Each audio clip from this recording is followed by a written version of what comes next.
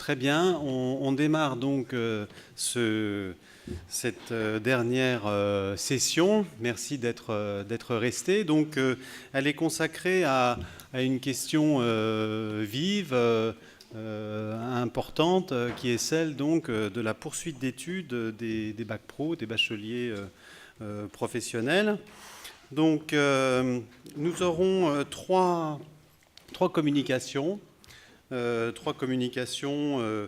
Donc, qui traitent donc de cette question de la poursuite d'études. On va voir d'ailleurs que parfois on va déconstruire ce que signifie donc cette question de la poursuite d'études. Elle n'est pas toujours vers le haut, elle peut être aussi horizontale ou vers d'autres voies. Toutes les communications posent finalement la question de ce qu'est devenu le bac pro. D'abord un diplôme tourné vers l'insertion professionnelle, et puis un diplôme qui petit à petit chemine pour certains, vers la poursuite d'études.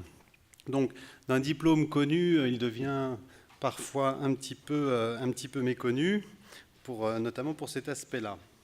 Alors, 3 communications et non 4. Stéphane Bonnery, qui s'intéressait donc à la poursuite d'études en SHS, n'est pas là. Donc on traitera beaucoup finalement de la poursuite d'études vers les sections de techniciens supérieurs, vers le bac plus 2, mais aussi vers d'autres voies. Alors, donc on va d'abord écouter pendant 30-35 minutes. 30. Je commençais déjà à négocier. Bon, je vois que l'ambiance n'est pas à la négociation. Donc, merci Fabienne. Donc, on va commencer par Claire Lemaître, qui a donc travaillé sur la poursuite d'études des bacheliers professionnels vers le supérieur, et qui, comme je le disais tout à l'heure, déconstruit quand même cette idée de poursuite d'études. Elle va nous en dire un petit peu plus, avec cette idée notamment de porte entrouverte vers le supérieur. J'ai bien aimé cette expression. Ensuite, on écoutera Cédric Hugré, qui, lui, va s'exercer à une analyse en quelque sorte de 2 cohortes de bacheliers professionnels, une analyse comparative sur des données statistiques. Et puis enfin, James Massy, qui, lui, s'intéressera à cette poursuite d'études, mais du point de vue des étudiants, de leur rapport aux études, des difficultés qu'ils peuvent rencontrer. Voilà. Très bien. Avant de commencer, je voudrais excuser... Ah, voilà. Bon. Je tiens à excuser Sophie Orange, qui n'a pas pu être présente aujourd'hui et avec qui je coordonne cette enquête, et puis Juliette Magniot, qui a travaillé en tant que chargée ingénieure d'études sur cette enquête, qui n'a pas pu être là non plus. Donc je suis seule pour tenter de rendre compte en fait des premiers résultats d'une enquête que nous avons menée. Et donc cette enquête s'intéresse effectivement, un volet de cette enquête s'intéresse à la poursuite d'études des bacheliers professionnels. Alors, rappelons qu'à sa création, le bac pro était censé préparer ses titulaires à une entrée immédiate dans la vie active. Et donc aujourd'hui, beaucoup de dispositifs sont mis en place pour encourager les bacheliers pros à poursuivre leurs études, comme des quotas d'accès à certaines filières de l'enseignement supérieur, des dispositifs d'immersion en BTS, dès la classe de première pro, un accueil différencié à l'entrée des sections de techniciens supérieurs pour les bacheliers pro. Bref, on semble assister à un retournement radical. La poursuite d'études qui, jusque-là, ne devait être qu'une exception, devient désormais une règle. Mais cette légitimation de la poursuite d'études des bacheliers professionnels s'accompagne en même temps d'un encadrement serré de leurs aspirations. En effet, les territoires que ces bacheliers peuvent investir s'avèrent limités, et le BTS constitue souvent la seule voie qui leur soit autorisée. Donc ces bacheliers pros sont confrontés à une double injonction: faire des études supérieures, mais pas trop et pas n'importe où. Et donc dans cette communication, on souhaite mettre en évidence les mécanismes qui placent désormais les bacheliers professionnels face à cette injonction contradictoire. Et donc l'expression « les portes entr'ouvertes de l'enseignement supérieur » qu'on a choisi comme titre de notre communication, elle doit être entendue donc dans un double sens.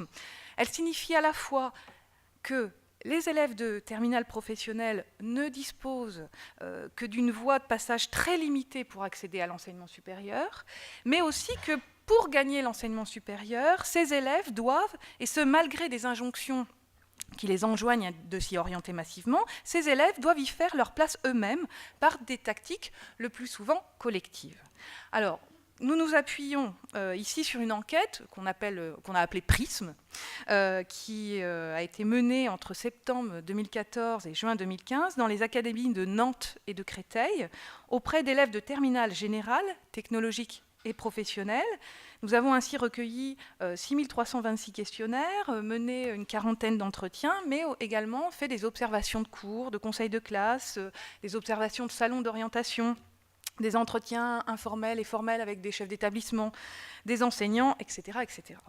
Alors, plus précisément, pour cette communication, on se centre sur l'exploitation de 881 questionnaires, donc remplis par des élèves de terminale professionnelle, industrielle, tertiaire et agricole, ainsi que sur des entretiens menés avec certains d'entre eux.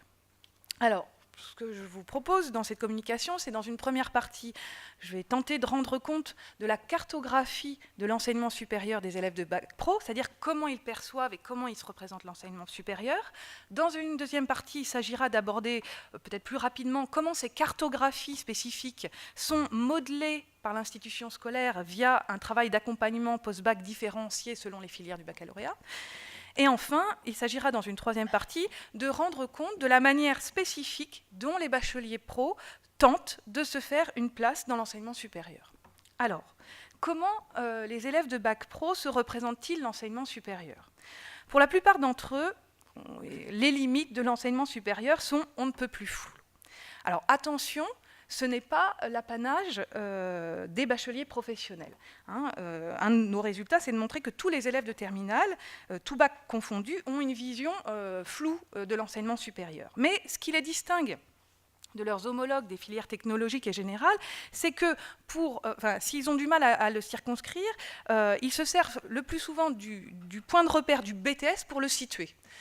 On a eu beaucoup de questions au moment de la passation des questionnaires d'élèves qui nous disaient « Mais madame, les études supérieures, c'est le BTS et tout ça ?» Ou alors souvent aussi « Madame, l'enseignement supérieur, c'est après le BTS ?» Voilà, donc le BTS s'impose avec la force de l'évidence comme la poursuite d'études normales. Tel cet élève de terminale accompagnement, soins et services à la personne, alors qu'elle est en train de compléter le questionnaire et qui interroge sa voisine « C'est quoi le BTS dans notre filière ?» Donc ça confirme par là le tropisme exercé par les sections techniciens supérieurs dans les projections scolaires des bacheliers. Également, dans une classe de terminale professionnelle gestion-administration, une élève explicite en ces termes son projet scolaire. « Je veux faire un autre BTS que ce que je fais là. Je veux faire aide à la personne, moi, mais je ne sais pas où c'est. Gestion-administration, ça ne me plaît pas. » Donc on voit bien que dans les propos de cet élève, il apparaît clairement que les frontières de l'enseignement supérieur coïncident avec celle de l'espace des BTS, et que c'est au sein de ces BTS que les bacheliers professionnels établissent et arbitrent leurs vœux de poursuite d'études. Le tableau numéro 1 tente de rendre compte de ce tropisme du BTS, puisqu'on voit que pour 39,3% des bacheliers pro enquêtés, entrer en BTS après le bac va de soi.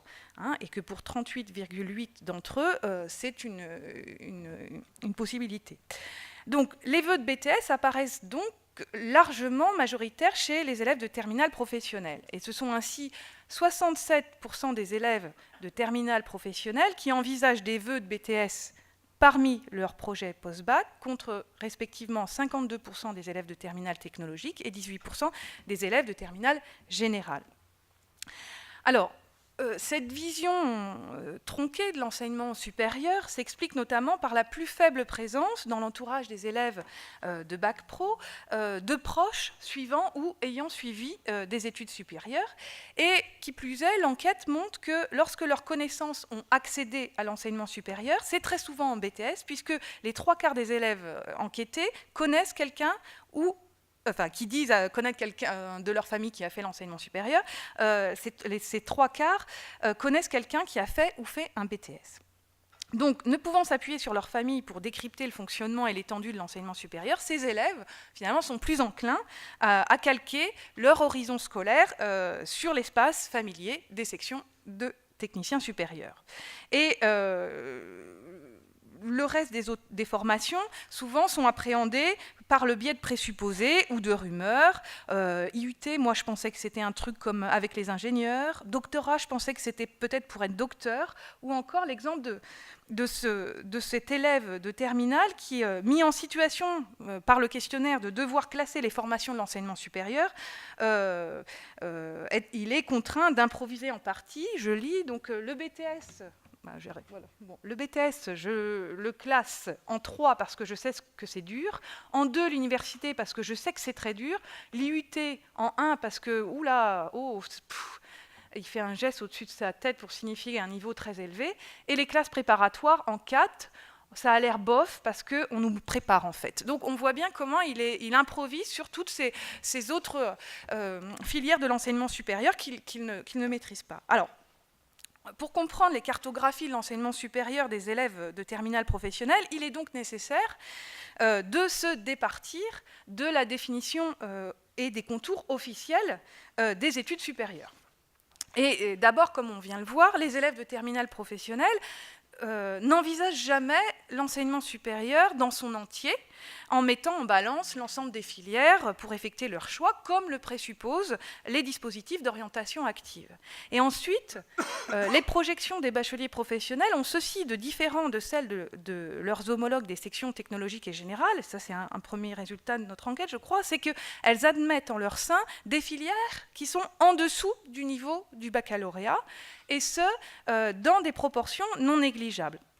L'enseignement supérieur des bacs pro se présente ainsi comme, on l'a appelé comme ça avec Sophie, un espace iceberg constitué pour partie de filières immergées sous la ligne de flottaison du baccalauréat. Voilà, excusez-moi. Donc, comme on rencontre le tableau numéro 2, on voit par exemple qu'un tiers des élèves de terminale professionnelle enquêtés qui envisagent des études supérieures ont mentionné des concours ou écoles de niveau d'entrée inférieur au baccalauréat parmi leurs vœux. Alors, à notre sens, cette projection spécifique des bacs pro qui inclut des formations de niveau inférieur ou égal au baccalauréat dans leur espace des possibles doit être comprise de 2 manières. D'une part, elle laisse à penser que le baccalauréat professionnel n'apparaît pas comme un baccalauréat comme les autres, sous-entendu au même niveau que les autres, du point de vue, pour ces futurs titulaires eux-mêmes, on va dire. Voilà, des exemples qu'on a pu avoir lors de la passation des questionnaires, notamment cet élève de terminale professionnelle aéronautique qui nous explique ainsi que déjà un BTS c'est dur, mention complémentaire c'est plus adapté après un bac pro. Donc de manière générale, les élèves de terminale professionnelle ont conscience du caractère à la marge inférieure de leur filière dans la hiérarchie scolaire. Mais d'autre part, cette perception erronée des frontières de l'enseignement supérieur témoigne également pour beaucoup d'élèves d'une façon spécifique de percevoir et de conduire son parcours scolaire. Si en fait la notion d'enseignement supérieur ne fait pas forcément sens pour eux, c'est qu'ils ne pensent pas forcément le baccalauréat comme quelque chose qui va leur permettre d'accéder à un espace de formation nouveau. En effet, pour un certain nombre de bacheliers professionnels, ils comprennent l'injonction à la poursuite d'études comme le devoir de prolonger leurs études en suivant une autre formation, mais pas sans penser forcément à accroître leur niveau de formation. Donc c'est davantage une appréhension cumulative des diplômes, il faut avoir des diplômes, qu'une perception progressive ou ascensionnelle de ceux-ci. Alors qu'est-ce qui nous a mis d'abord la puce à l'oreille? C'est les nombreuses questions suscitées au moment du talon sociologique du questionnaire. C'est-à-dire qu'un certain nombre d'élèves ont été embarrassés pour restituer le plus haut diplôme de leurs parents ou de leurs frères et sœurs. Et nous, on était très étonnés de leurs questions, parce qu'ils nous disaient « mais ma sœur, elle a 2 BTS. Est-ce que je mets Bac plus 4 ?» Donc il y a vraiment cette idée que pour un certain nombre d'élèves, ils pensent les diplômes de façon cumulative, comme des éléments qui se compilent, et pas du tout dans une idée d'ascension. On entretient également Pauline, qui est en terminale pro esthétique dans un lycée professionnel de la métropole nantaise, et qui nous explique également avoir longuement hésité poursuivre entre BP préparatrice en formatrice ou un BTS esthétique, option management. C'est une très bonne élève, les profs disent qu'elle aurait pu être en général. Pauline, elle est poussée par sa famille à poursuivre des études, alors elle imite la voix de ses parents en disant ça. Si Pauline, tu feras le BTS, alors qu'elle envisageait plutôt de s'engager dans la vie active. On voit bien que là, les exhortations parentales à la poursuite d'études placent le BTS comme seul horizon de poursuite d'études possible et envisageable. Donc, à l'heure d'APB, elle est perdue dans ses choix entre ce BP préparatrice en pharmacie et ce BTS esthétique. Elle va voir un conseiller d'orientation. Elle me dit, il m'a dit les pour et les contre.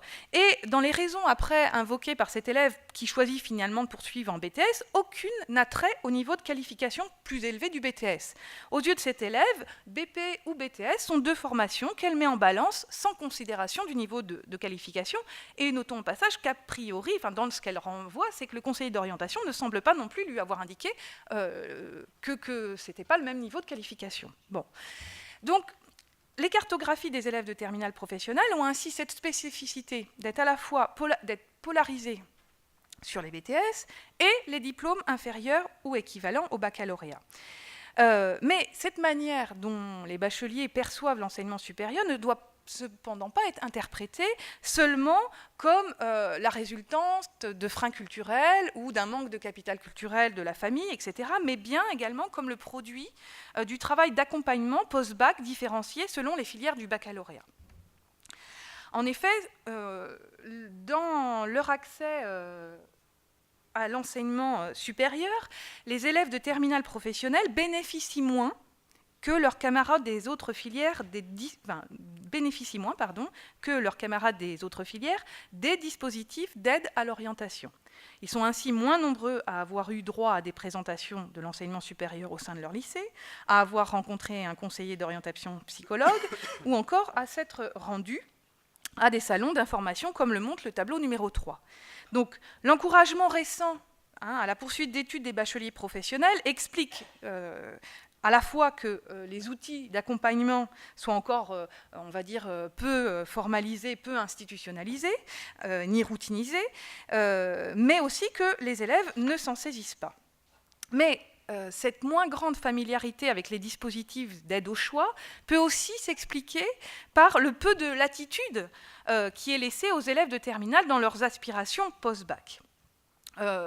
L'exemple dans une classe de terminale professionnelle système électronique numérique d'une grande agglomération ligérienne, c'est une élève qui interpelle l'enquêtrice et qui lui dit « mais c'est quoi APB ?»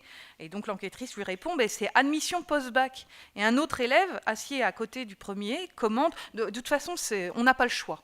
Donc voilà, l'ouverture de l'enseignement supérieur au bachelier professionnel s'opère presque exclusivement par la voie du BTS.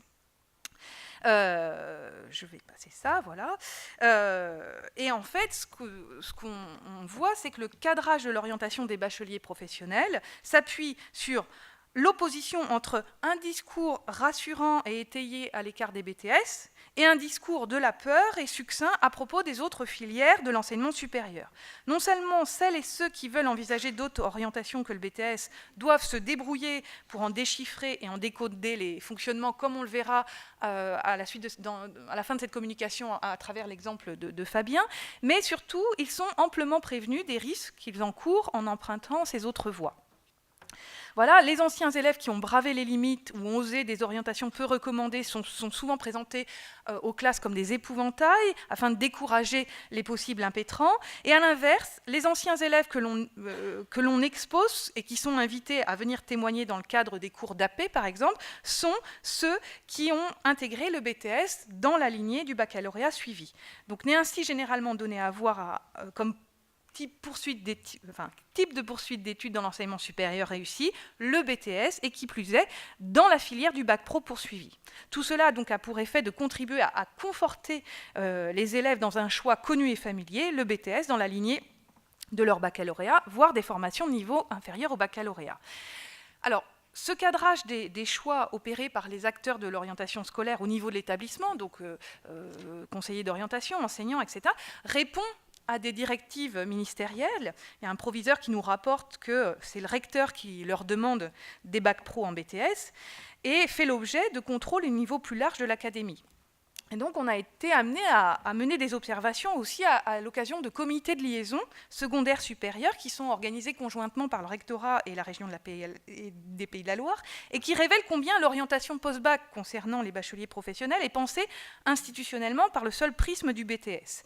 Alors, ce comité de liaison a notamment pour tâche d'encadrer un appel à projet dont l'objectif est de proposer des financements aux établissements qui seraient porteurs de projets visant à encourager les élèves à la poursuite d'études dans le supérieur. Et donc, parmi les projets retenus, tous ceux à destination du public des bacheliers ou futurs bacheliers professionnels visent le BTS, et seulement le BTS, tel que le projet « Demain, je m'inscris en BTS », à destination des terminales de filière professionnelle, ou bien encore le dispositif « Être étudiant » entendu de BTS à destination des premières années de STS issues des bacs pro. Donc, ce cadrage institutionnel très serré des orientations des bacheliers professionnels vers le BTS tend à faire de tout autre vœu d'orientation une erreur d'orientation.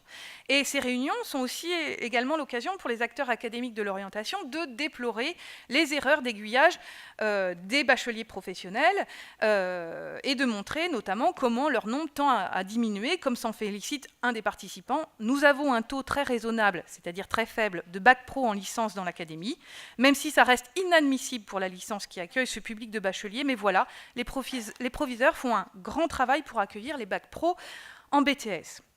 Ainsi, toute orientation dans l'enseignement supérieur en dehors du BTS est condamnée et perçue comme dangereuse ou provisoire.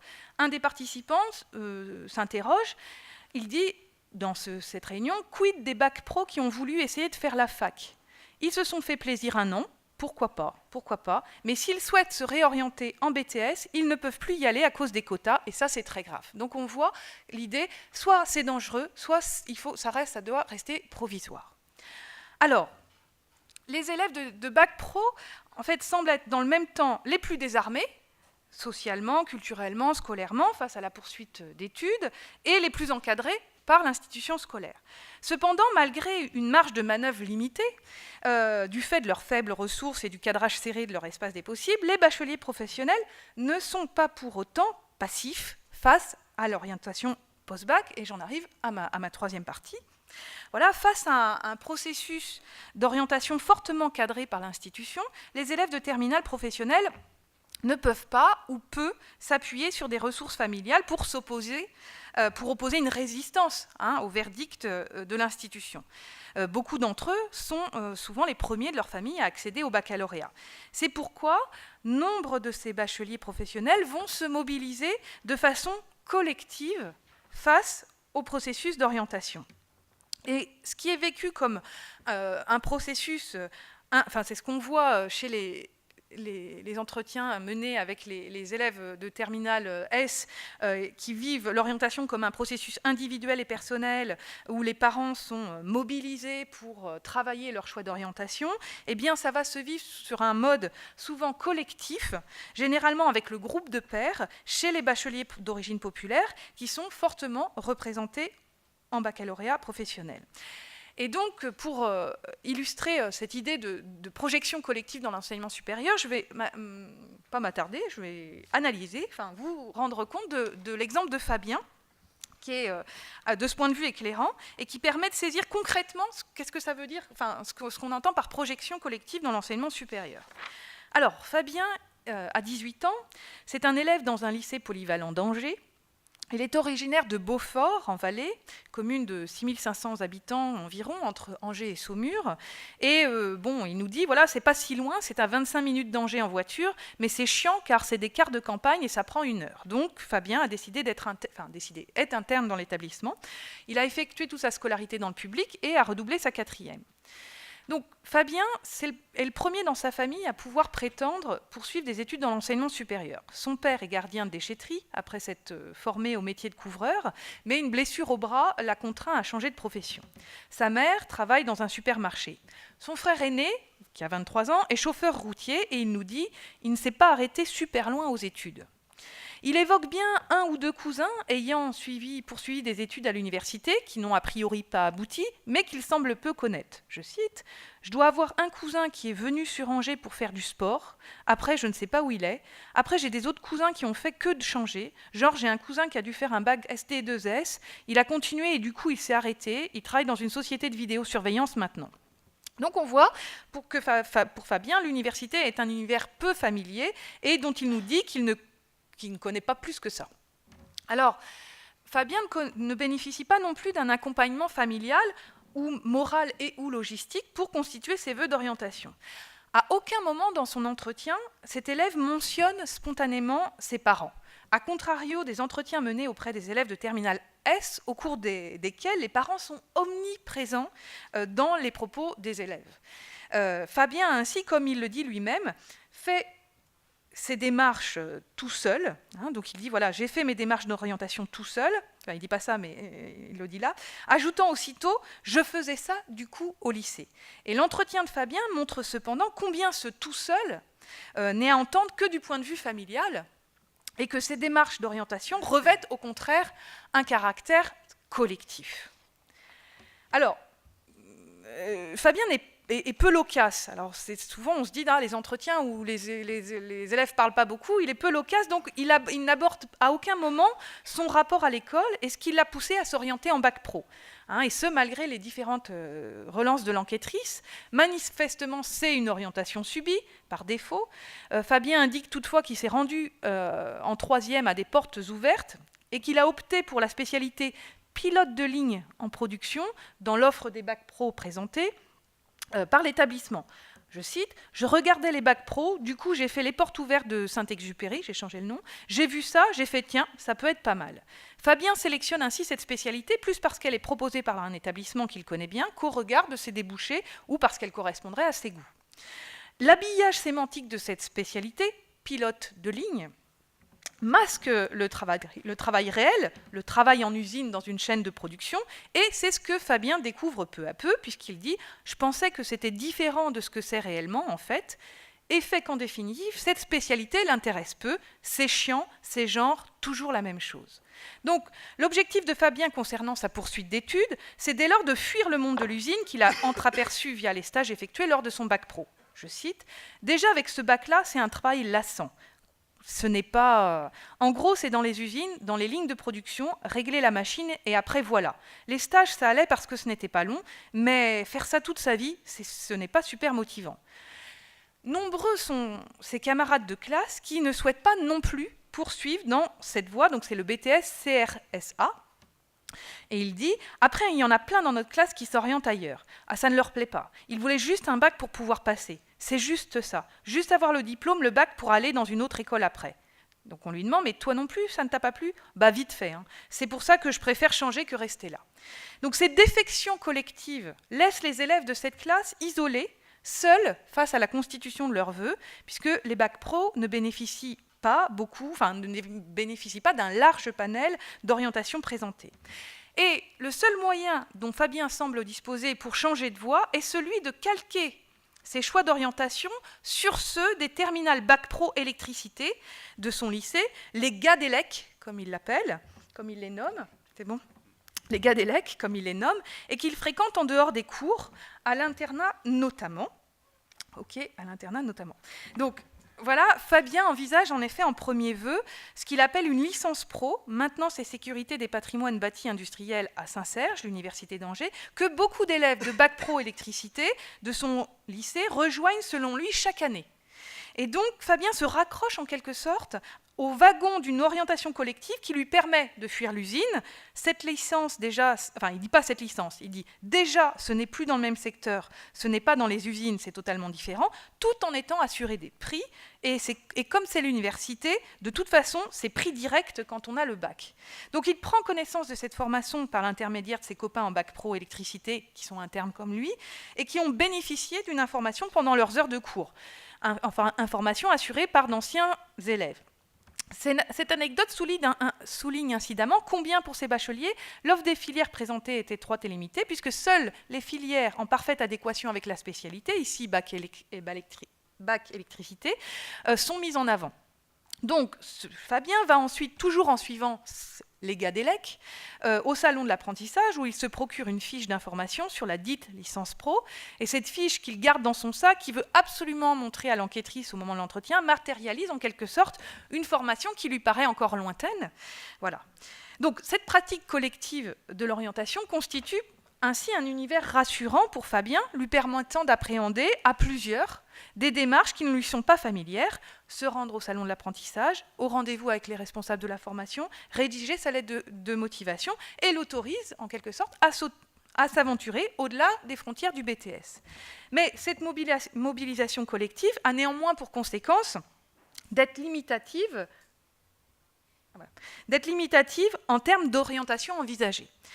Les vœux émis par cet élève, qui sont derrière moi, sur APB, sont de ce point de vue significatifs, tandis que les élèves qui sont scolairement et socialement les plus dotés déclinent sur APB, pour chacune des formations qu'ils envisagent, un nombre important d'établissements au niveau régional et au niveau national.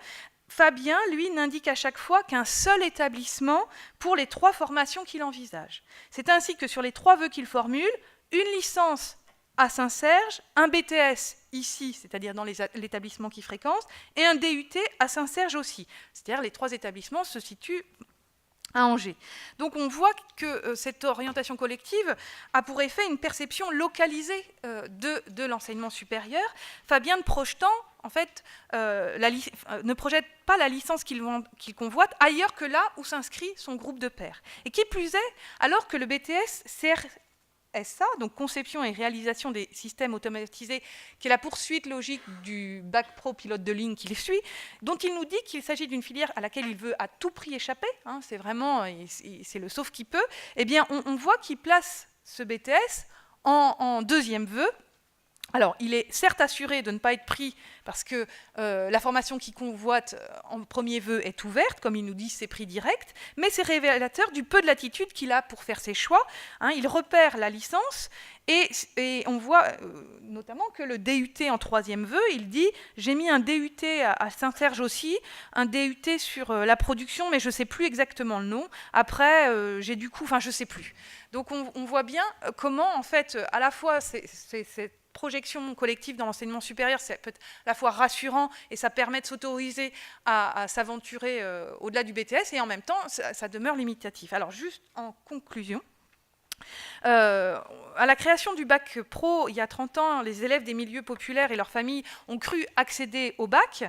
Or, l'intitulé commun du diplôme, qui était partagé avec les filières générales et technologiques des lycées, masque une hiérarchie réelle entre les classes.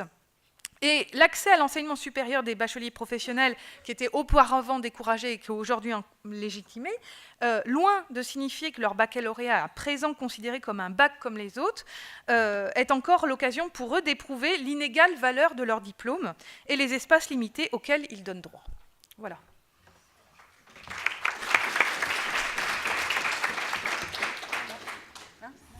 Merci Claire.